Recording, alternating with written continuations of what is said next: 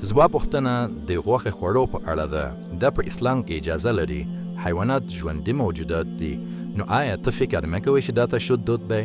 او زما دویمه پوښتنه دا ده چې آیا په اسلام کې د غیر سبزیجاتو خوراک کول لازمي دي او یا یو خالص سبزي خور سړی کولی شي اسلام ومني؟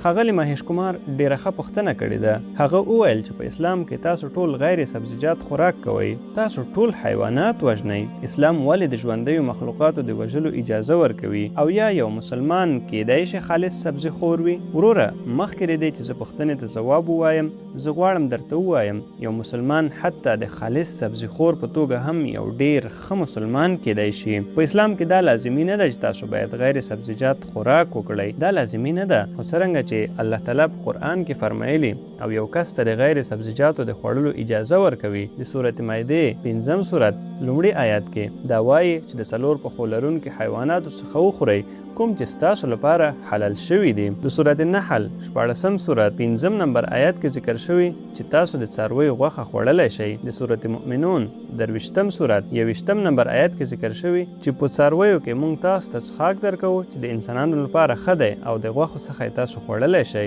نو کله چې الله سبحانه وتعالی ته د حلالو حیواناتو د غوښې د خوړلو اجازه درکوي نو موږ یې ولې ونه خورو؟ اوس هغه منطقي دلیل ته راځم چې ولې اسلام تاسو ته د غیر سبزیجاتو د خوړلو اجازه درکوي. که موږ د غوښې خوراک تحلیل کړو، دا له پروټین څخه ډکه ده. د انسان بدن 23 امینو اسیډونو ته اړتیا لري، له کومو څخه چې 8 د انسان په بدن کې نه جوړیږي.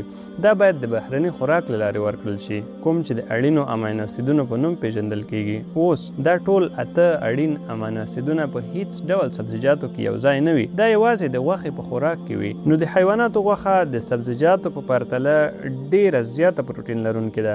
له دې سره که موږ تحلیل کړو که تاسو د بوټو خوړونکو حیواناتو لکه غوا، وزه، پسه د غاښونو جوړښت وګورئ، دوی فلیټ یا هوار غاښونه لري. دوی یوازې سبزیجات خوري، دوی د غوښې خوراک نه کوي. که موږ د غوښې خوړونکو حیواناتو لکه پړانګ، لیوه، زمری د غاښونو ټولګه وګورو، دوی تیره غاښونه لري. دوی یوازې غوښه خوري، دوی سبزیجاتو ته لاس نه وړي. که تاسو د انسانانو د غاښونو جوړښت وګورئ، دوی هوار او تیره دواړه غاښونه لري. که الله تعالی غوښتل چې موږ یوازې سبزیجات وخورو، ولې یې موږ ته دا ډول غاښونه راکړل؟ ولې یې موږ ته دا تیره غاښونه راکړل؟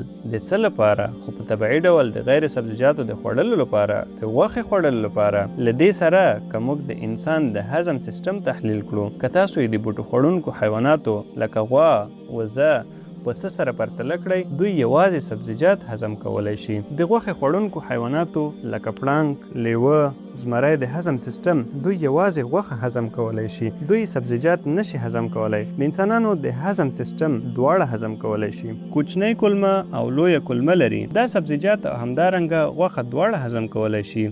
دا دواړه هضم کولی شي. نو که خدای تعالی غوښتل چې موږ یوازې سبزیجات وخورو، ولې د هضم سیستم راکړ چې دواړه هضم کولی شي؟ تر کومه ځایه چې تاسو تحلیل کوئ، ډیری هندوان فکر کوي چې هندویزم د غوښې د خوړلو مخنیوی کوي. په حقیقت کې که تاسو ولولئ، دا په منوسمرتي 5 څپرکی 13 نمبر آیات کې ذکر شوي. خدای تعالی ځینې حیوانات د خوړلو لپاره پیدا کړي او ځینې چې وخوړل شي. که تاسو هغه حیوانات وخورئ چې د خوړلو لپاره پیدا شوي، نو دا ګناه نه ده. منوسمرتي 5 نمبر څپرکی 13 نمبر آیات وایي خدای تعالی ځینې حیوانات د قربانۍ لپاره پیدا کړل، د هغوی وژل ګناه نه ده. منوسمرتي 5 څپرکی 40 نمبر آیات وایي چې د قربانۍ لپاره د قرباني کیدونکو حیواناتو وژل روا دي.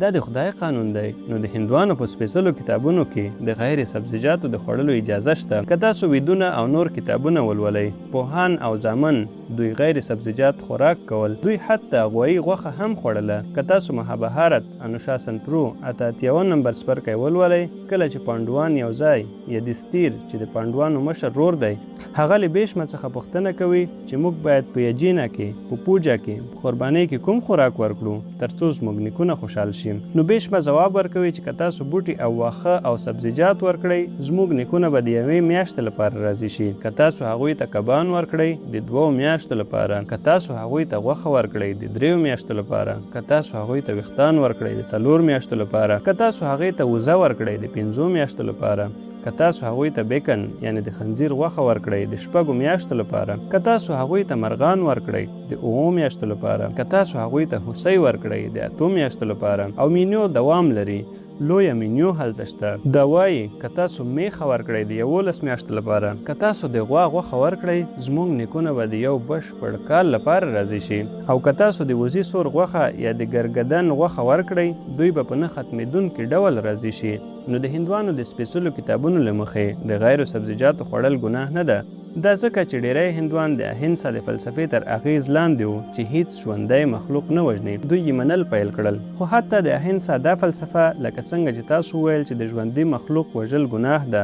وروره آیا ته پوهیږې چې حتی نباتات ژوند لري؟ آیا ته دا پوهیږې وروره؟ هو.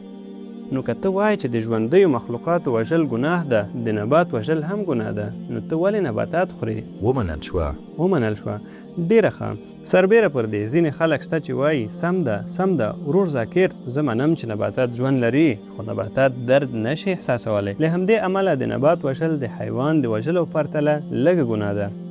د یادولو وړ ټکی دا دی چې نن ساینس پرمختګ کړی او موږ پوه شوي یو چې حتی نباتات درد احساس کولی شي، خو د نبات چیغه د انسان لخوا نه اوریدل کیږي، ځکه چې انسانان اوري هغه فریکونسي چې دوی یې اوري د هر انساني 20 سایکلونو څخه تر 20,000 سایکلونو پورې ده.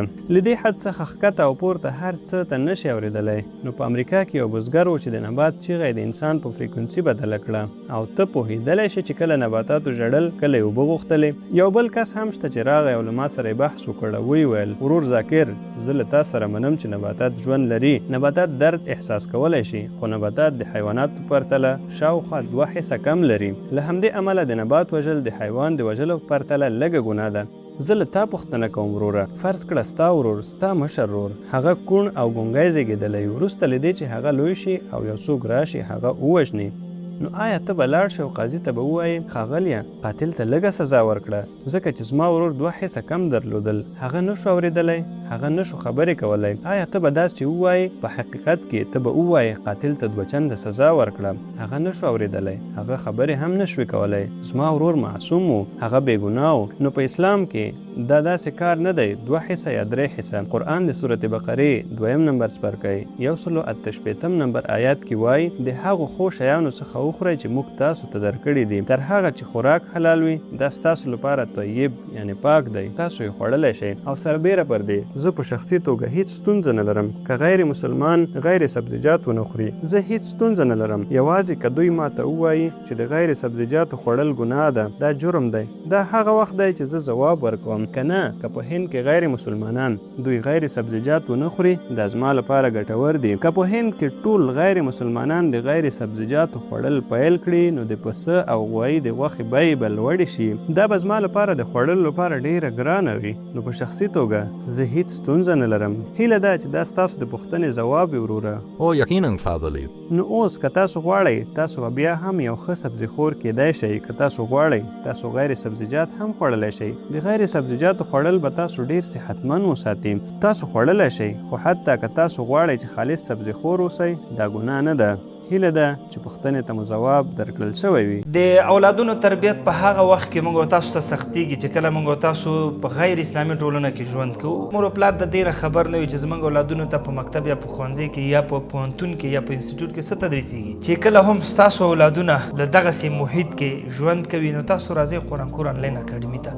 دلته به د قرآن کور آنلاین اکاډمي درسي مواد، کریکولم، هر څه په دغه ویب سایټ کې تاسو اول مطالعه ان شاء الله اولادونه به داسې درته روزو څنګه چې په مکتب یا ښوونځي کې هغې سره کوشش کېږي همداسې به په دغه اسلامي اکاډمي کې موږ هم داسې کوشش ورسره کوو تر څو پورې دغه زموږ او ستاسو اولادونه داسې وروزو چې په آینده کې موږ تاسو د ملامتیا ګوته ځان ته ونه نیسو. همدا اوس په دغه نمبر موږ سره اړیکه کې شئ، انشاءالله ستاسو اولادونه به داسې تربیه کوو چې تاسو به خوشحاله